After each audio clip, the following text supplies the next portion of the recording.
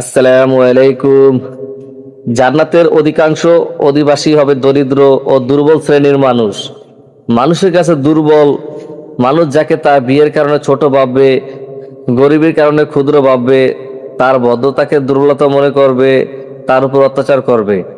নবী সাল্লাল্লাহু আলাইহি সাল্লাম বলেছেন, আমি বেহেশতের মধ্যে তাকিয়ে দেখলাম তার অধিকাংশ অধিবাসী গরিবদের দল, আর দোজখের দিকে তাকিয়ে দেখলাম তার অধিকাংশ অধিবাসী মহিলা।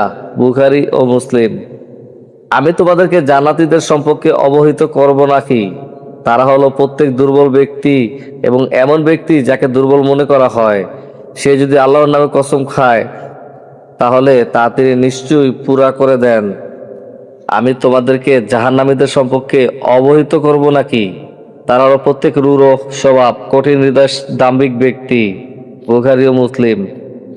একদা জান্নাত ও জাহান্নামের বিবাদ হলো। জাহান্নাম বলল, আমার মধ্যে উদ্ধৃত ও অহংকারী লোকেরা থাকবে। আর জান্নাত বলল, দুর্বল ও দরিদ্র ব্যক্তিরা আমার ভিতরে বসবাস করবে। অতঃপর আল্লাহ তাআলা তাদের মধ্যে ফয়সালা করলেন যে, তুমি জান্নাত আমার রহমত, তোমার দ্বারা আমি যার প্রতি ইচ্ছা অনুগ্রহ করব, এবং তুমি জাহান্নাম আমার শাস্তি, তোমার দ্বারা আমি যাকে ইচ্ছা শাস্তি দেব। আর তোমাদের উভয়কেই পরিপূর্ণ করা আমার দায়িত্ব। মুসলিম। জান্নাতে এমন লোক প্রবেশ করবে যাদের অন্তর হবে পাখির অন্তরের মতো। মুসলিম। আশা করি আজকের এই ভিডিওটি আপনাদের ভালো লেগেছে। ভালো লেগে থাকলে অবশ্যই চ্যানেলটি সাবস্ক্রাইব করবেন। ধন্যবাদ সবাইকে। আসসালামু আলাইকুম।